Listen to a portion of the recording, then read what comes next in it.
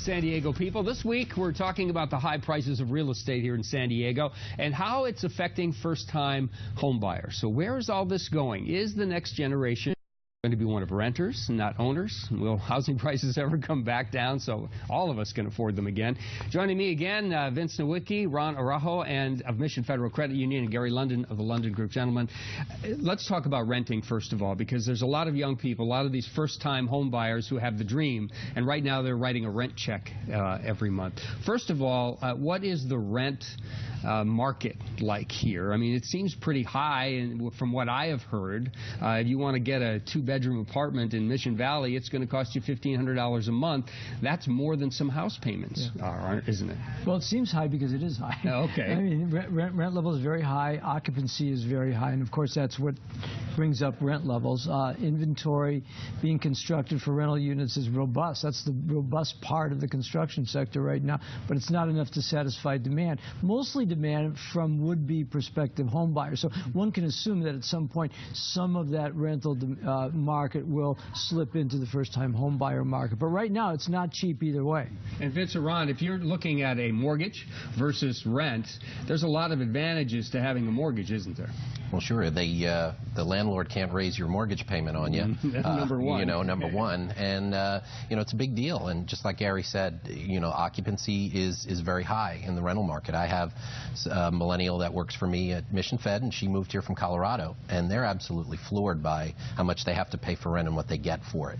And what that does is that eats into their ability to save for the down payment, kind of like what we were talking about before.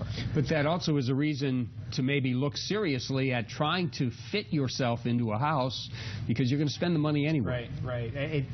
You know, in spite of the Great Recession and the impact that we saw there, we've seen a full recovery in housing from that time. So homeownership is still one of the best ways to really build a solid financial future. Mm-hmm. Historically, there's no reason to think it's not going to be in the future. There are some tax advantages with mortgage payments as well that come your way. There's a lot of things that come along, but it kind of gets you on the train. So if prices are continuing to go up of homes, you're going to be participating in that to some degree as well. It's really important. Okay, I'm going to bring this back for a moment, because there's a lot of people who think this. I found a house I like. I kind of like the price. It's pretty high, but I think they're going to want 20% down, and I don't have that. I can't go to mom and dad and get that money. But aren't there some government programs these days where you don't necessarily need 20% down, you don't necessarily need someone to sign a loan paper for you, that the government will help you these days to get into a house? Isn't that true? That is true, and it's not just government programs. You can find 3% loans with as little as 3% down, and you can finance a home right now. So 3% is not a whole lot. FHA mortgages, you know, you can put less than, you know, you can have 3% down. 3% down on a conforming loan. You have to keep that loan amount at or below $417,000, right? So the main concern is that there's PMI payments on that. So it's going to make your mortgage payment higher. Right. But you can get rid of that later on, can't you? Correct. So you're only going to keep that PMI on your loan until you pay the balance down to what would be about 78% of, okay.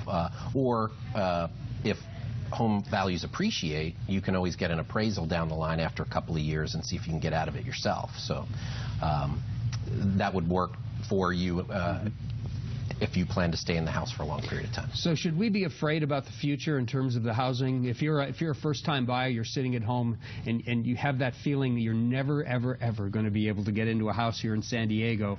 Is that true, do you think? Or is the housing market going to change to fit the market? Well, the housing market is changing to try to fit the market. For instance, home sizes are getting smaller, which makes price points smaller. But having said that, median price of a home in San Diego right now is $455,000, and it's up 6% from last year. So there's no point in waiting if you can figure out a way to purchase. The other thing that should be pointed out, and we haven't in this conversation, is interest rates are at a historic low. So that that actually is the biggest variable in affordability beyond just the price itself. So you want to take advantage of interest rates being low. Unfortunately, underwriting standards are higher. I don't know about these guys, but probably theirs are just incredibly easy. But I mean, but that's a big issue in the market for first-time home buyers in particular right now. I wanted to quickly ask about that too. Many people say it's the financial institutions standing in the way. It's completely you've heard, well, and we know it's not necessarily, because you have rules and regulations you have to operate under as well. But the bottom line is, a lot of people are afraid to go to a bank, go to a credit union, go to a financial institution, because they're going to be looked at. There's no way I can make this done, and it's just too hard to qualify. Make me understand that it's not. Well, it is a lot more difficult to qualify than it was, let's say, back in 2005. You know, so it was our fault that it collapsed, and it's our fault that you can't get back into a house now, right? But the fact of the matter is it is tougher because we've made it more difficult. You can't just state your income and we believe you and we move on. You know, you have to prove your income over the course of 2 years.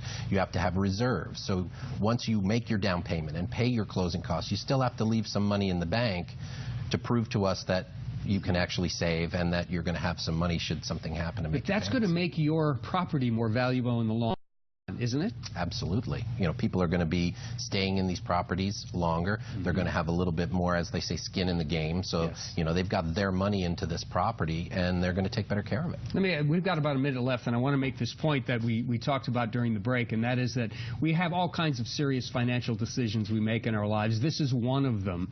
But it needs to be, buying a home, whether it's the first one or a third one, it needs to be part of a larger plan, right? Right, absolutely right. And the ability to buy a home is really important, and the ability to qualify is really important. That's why you have to think about things like your credit scores, for example. That's why you have to be able to show that you can budget, as Vince just mentioned. It becomes a real part of that ownership. But another part of this is really that there are financial professionals out there, and I'm not talking about brokers that are going to give you the latest hot stock tick. I'm talking about financial professionals that you can work with that will look at this home ownership situation as one decision that you need to make along the entire, you know, lifetime of decisions that you're going to have to make. And from that standpoint, I kid that sometimes people are more likely to hire an architect to help them put in their new xeriscape lawn than they are to hire a financial professional to plan their entire, everything from home ownership to retirement. So I would just encourage people to look into that and really think about that as a real serious alternative. I'm CFO for a $2.7 billion organization, and I have a financial professional that I use. So let's hope they do that. Let's hope the young people are listening today, and let's hope all of them get a house. All right. Thank you, gentlemen, for being here. Appreciate it. That's it for this morning's edition of San Diego People. Join us tonight for the KUSI News at 6, 10, and 11.